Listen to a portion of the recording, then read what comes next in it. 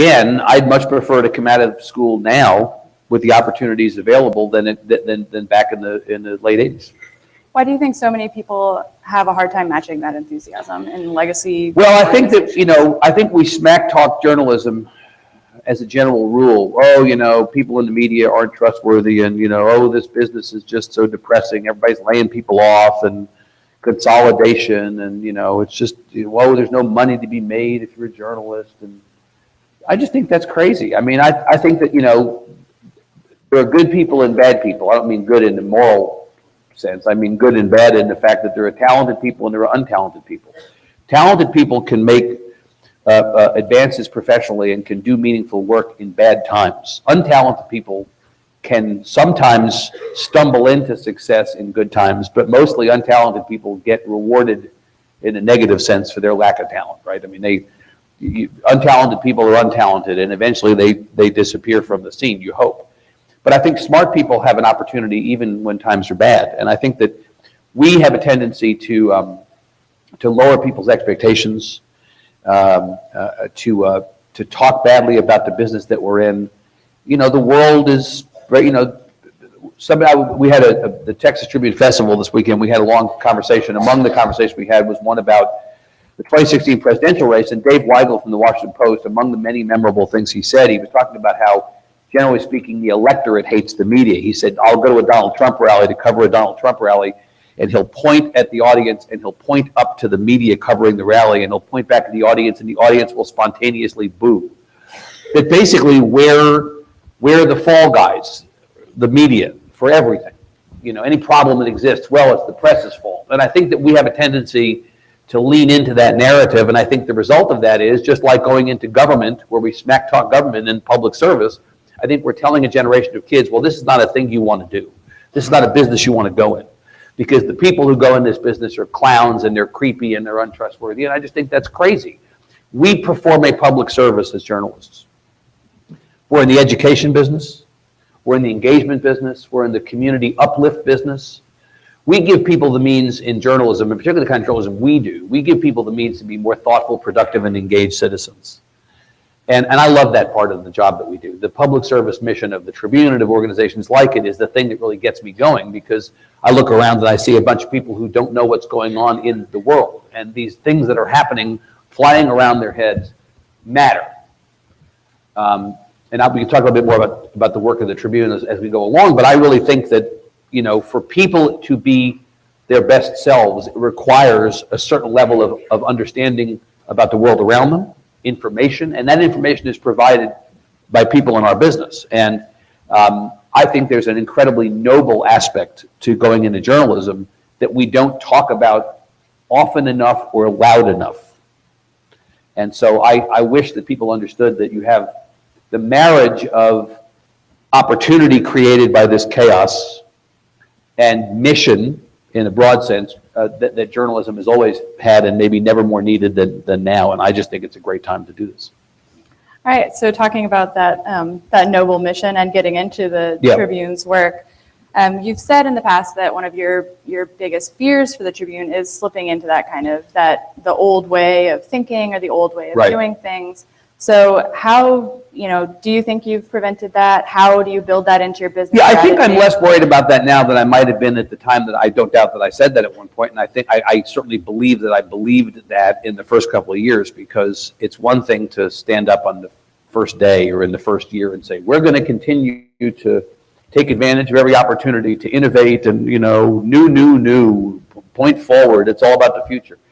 And then you kind of wake up one day and you're just doing the same old thing because it's working, and you don't really feel motivated to do anything different. And, I think it's very easy. The old line, it's a cliche, as all cliches are. It's a cliche because it's true that, journalism in the world in which we live today is like a shark.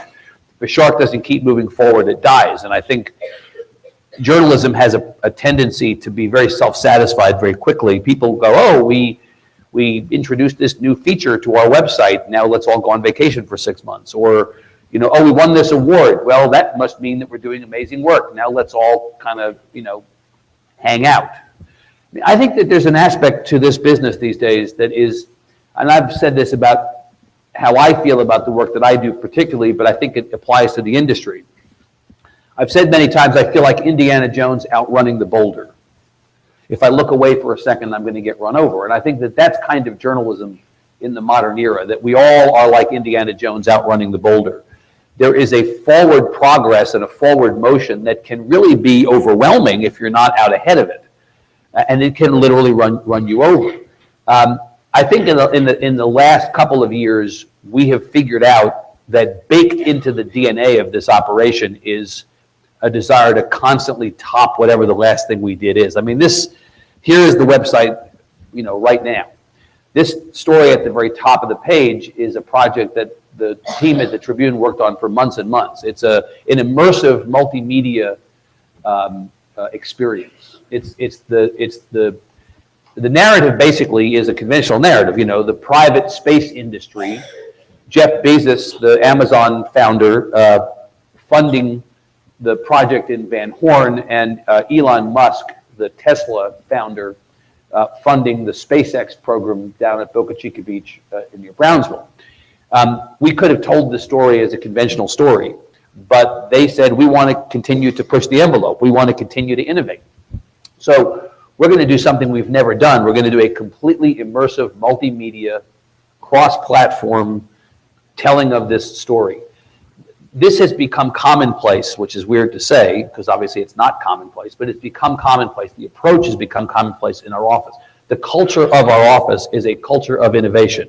If you have a media business, a media company, if you're a news organization, some other kind of content company, and there is not an inherent culture of innovation in your office, please go away. You are part of the problem, not part of the solution. I think every news organization is inherently a technology organization. Every news organization is inherently a culture of innovation, or ought to be inherently a culture of innovation, where you're constantly challenging your assumptions about the work you do, about the way you do that work. Technology is not only has a seat at the table, in some respects, technology is an equal partner at the head of the table to the journalism piece. And really, I think that a lot more traditional news organizations get this now. They've reconstituted themselves as, if they're not literally news and technology companies in equal amount or in equal proportion, they at least understand that they don't have an IT department, and that's their technology component. But I think at the same time, we can all be better. I think part of the other half of this conversation, on the one hand, you have a culture of innovation, and you're constantly trying to outdo whatever you did last time. You're trying to constantly up your technology game as it relates to the creation of content and the presentation of the content that you create. But I think the second part of this is that you can't lapse into innovation or innovation for the sake of innovation. I think that some people mistake any shiny object or bauble for meaningful output. I think that it's great to run toward innovation, but you have to remember at the end of the day that it can't all be flash and sizzle. There has to be some steak beneath the sizzle, and I think that we all have to remember what business we're actually in here.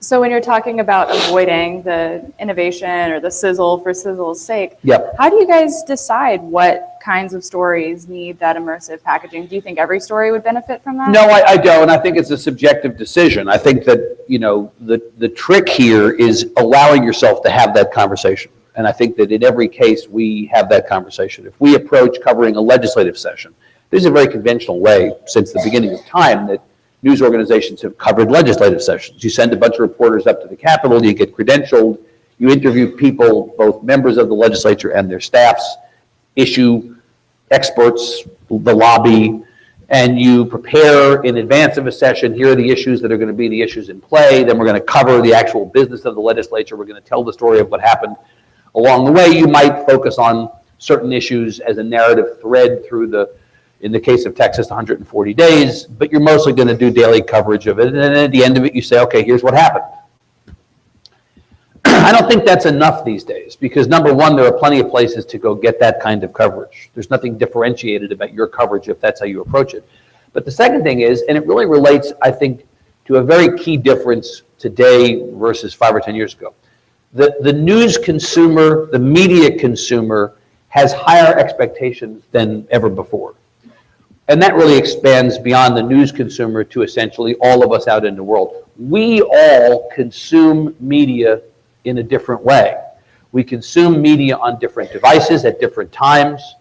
It's kind of an on-demand world, so we all want access to things the minute we want access to it. We don't have to wait for it. We don't want you to tell us when, if you're a news consumer, your affect or disposition toward a media company is, don't tell me when I'm going to get your content. I'm going to tell you. We have to respond to the consumer environment as it relates to media. So it's not enough to just do a missionary position straight through the front door kind of telling of a legislature.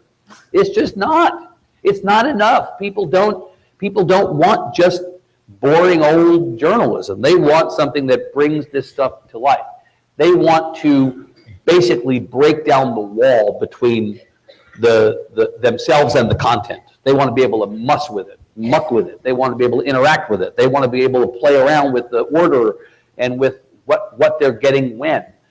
I think that's actually not talked about enough, that in some ways, the biggest change over the last 10 to 15 years, 10 years, has been that 10 years ago, we in the content creation business had all the power, and now you in the content consumption business have all the power.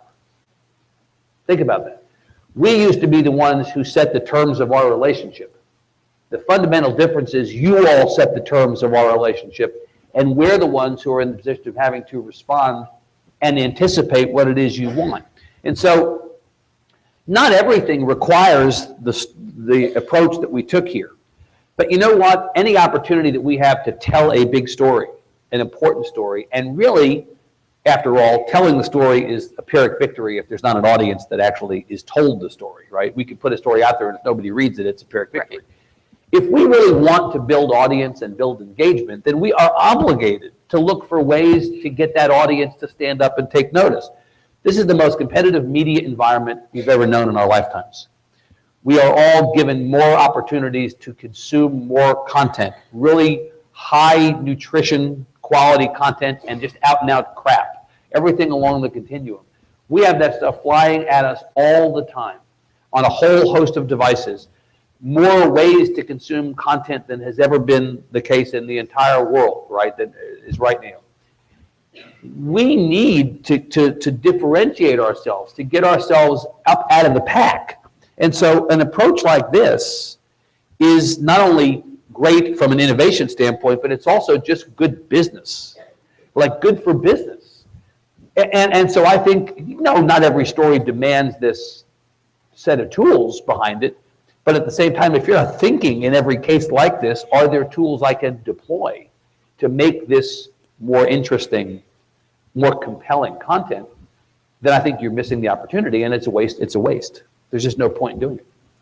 So I feel like kind of something that we're talking about, but walking around it, is our younger consumers, so millennials, and part and parcel with many of the complaints or the woes that I hear about the industry is a lot of people saying that, oh, the younger readers, they're disengaged, they're disinterested. Right. Do you think that since you have seemingly a really different attitude about the industry in general, what is your attitude towards? Well, so let me say, one of the great lies that media companies, unable to figure out how to embrace the future, tell is that the problem is younger people. Yeah. Let me just say this straightforwardly. The scapegoating of younger people as the cause of our business's problem is the biggest load of bullshit that is repeated over and over. The scapegoating of you people. You're the problem. You millennials aren't serious enough. You don't want to read what we're giving you. You're not the problem. You're not the disease. You're the cure. And most media companies that try to blame you really need to look in the mirror and understand that the problem is they're not responding to the market. And look, responding to the market has been what businesses have done for hundreds of years. That's what businesses do. Why is McDonald's serving that breakfast crap during the day? Because you told them you wanted it. Businesses respond to markets. That's what they do. The journalism business is not immune from that. And the market force that we in the business have to respond to is the changing consumer. You're the changing consumer. Old people are going to die, and you're going to become the next audience. So we need to respond to the market. And so this idea that we're going to scapegoat young people is ridiculous. I'm going to tell you a story. I was thinking on the way down here, I hope I'm going to be able to tell this story. I knew I'd work it in somehow. This to me was a major, I have these major pivot points in my thinking about the business. And I don't know them that they're major pivot points at the time. But like a month later, I'll go, oh, that was the major pivot point. I didn't realize it. My family and I were on the beach this summer in the Dominican Republic, vacation. And not thinking about journalism, I promise you.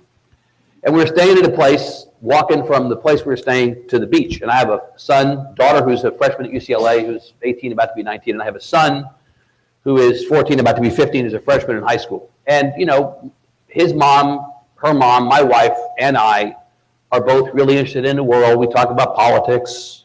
You know, we'll say we got to eat dinner early because there's a debate on, you know, that's the kind of house we live in. Some people like that, some people don't. That's the house they live in. So they've grown up with all this stuff, and they've known people in public office and everything else. So they hear about politics and they hear about the news a fair amount. So it's not foreign to them. But at the same time, if I said to my son, who's a 14-year-old boy, well, what do you care about? What do you want to talk about today? He's not going to talk about income inequality or, you know, he doesn't care about that stuff. He might ask me about Lamar Odom, but he doesn't care about the, like, you know, issues and stuff, politics. So we're walking from the place we're staying to the beach, and he says to me, what's going on with this Iran deal that Obama is proposing? And I went, what? And he said, what's going on with this Iran deal that Obama's proposing? I said, how the hell do you know about that? I said, plus, why do you care? He said, well, I was on Snapchat. Discovery, and I was looking at the CNN channel, and this thing came up about the Iran deal, and I was really curious about it because I thought we hated Iran, and why is Obama? And I was like, what? And we actually had like a, you know, for a 14-year-old boy, we had like a 90-second, but it was a consequential discussion about the, and I thought, that's interesting, that this is, because I know he's on Snapchat all the time, and, you know, he and everybody else at that age, but I was like, well, this is an interesting thing. It's like putting a pill inside a spoonful of peanut butter to make your dog take it. That's pretty good. So I got back to town, and I called Peter Hanby, who is the head of news at Snapchat, who used to be at CNN, who I knew when he was covering Rick Perry's campaign in 2012, still at CNN. And I said, I told him a story about my son, and I said, this is really a thing. He said, no, yeah, no stuff, this is a thing. This is the whole thing that we're realizing and that we're moving toward. And I said, can we get Snapchat involved with the Texas Tribune Festival this year? Because I think it would be interesting to try to create a door into this kind of content for younger, the scapegoated millennials. Yeah. So we actually did that this year, and we set up a live story, unusual for Snapchat to do this. The geofence was going to be the University of Texas at Austin campus. It ended up being the city of Austin. And we had a bunch of UT Austin journalism students who were essentially snapping the festival. They were shooting still photographs and videos, and they told the story of the Texas Tribune Festival through this immersive experience on Snapchat. You know, the problem is not that millennials won't come to the table. The problem is that we're serving them food that they don't want to eat with silverware that they don't want to use on plates that they don't particularly like. Let's give them food they want to eat in a way that they want to eat it. I just think that just seems elemental to me. And again, I go back to what I said. Every business, going back to the beginning of time, has had a challenge in responding to the changing market. So I think what you're going to see from us, but I think more importantly, what you're going to see by necessity from a lot of media companies is an embrace of the reality of this new audience. We cannot survive as an industry if we don't respond to you. Go back to what I said. You have the power. We who create the content no longer have the power. You who consume the content have the power. So one of the interesting challenges I would put to all of you in a great program like this one, where digital and innovation and all that stuff are part of the program, you have the opportunity to think about, from your own perspective, You're a focus group of one, or institutionally, you're a focus group of one. What are the next 3, 4, 5 ways in which people like you are going to consume content? And then go off and create those ways, right? I mean, you have the means of production at your fingertips. And so I actually, I I'm a Northwestern University graduate and gave the commencement speech at the journalism school a couple years ago. And I said something that I believed at the time. I knew it was a good line, and it was kind of pandering to the graduates, but I also believed it, and I actually believe it ever more now, and that is, we need you more than you need us. That is ever more the case today, because you're showing us the way forward. Us old guys, we're doing our best to adapt to the changing environment. But for you, this is second nature. We have to learn. This is second nature to you. So from my perspective, this is the way